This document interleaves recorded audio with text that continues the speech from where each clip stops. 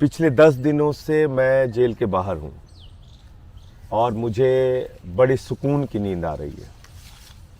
6 महीने मैं जेल में रहा। कुछ दिनों तक मुझे आइसोलेशन में रखा। प्रधानमंत्री जी ने शायद अगर ये मौका नहीं दिया होता तो मैं अपने आप से मुलाकात नहीं कर पाता। मैं उन तमाम महापुरुषों से मुलाकात नहीं कर पाता। मैं उन तमाम क्रांतिकारियों के साथ बातचीत नहीं कर पाता जिनके बारे में मैं सुनता था, कहानियां पढ़ता था। उनसे मेरी मुलाकात हुई,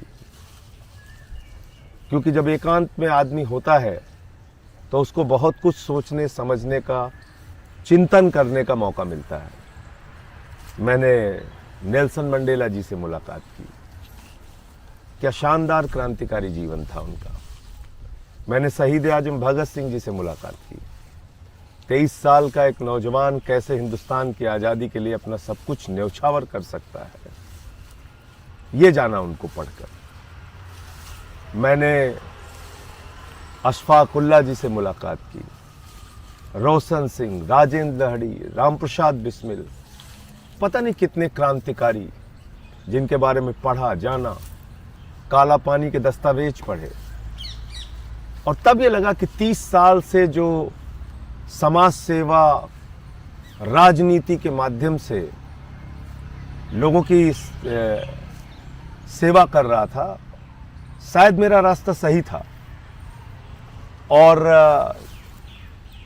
गांधी जी को पढ़ा तो ये जाना कि हम तो सही रास्ते पे चल रहे थे। शायद ये 6 महीने के जेल का सफर नहीं होता तो मैं ये नहीं सोच पाता कि मैं जो कर रहा था, जिस संघर्ष के रास्ते पे चल रहा था, वो कितना सही है या गलत है। तो मैं तो धन्यवाद देना चाहूंगा प्रधानमंत्री नरेंद्र मोदी जी का कि उन्होंने ये अवसर मुझे दिया अपने आप से बात करने का, अपने रास्ते को और मजबूत बनाने का।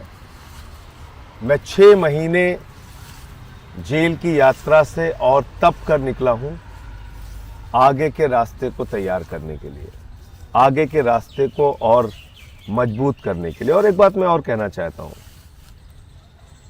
कि हो सकता है कि आज बहुत सारे माध्यम बिक गए हों, लेकिन इतिहास कभी नहीं बिकता।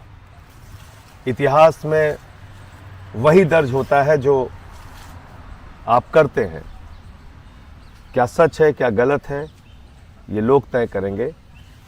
लेकिन किस मंशा से प्रधानमंत्री जी ने मुझे जेल भेजा मैं नहीं जानता, लेकिन उनकी जो भी मंशा रही हो, मैं इतना ही कह सकता हूं कि आपको बहुत बहुत धन्यवाद मोदी जी। आपने 30 साल के मेरे संघर्ष के जीवन को और मजबूत बनाया और ये भरोसा दिलाया कि मैं जो काम कर रहा था वो बिल्कुल सही था और आगे और मजबूती से उसी रास्ते पे बढ़ूंगा।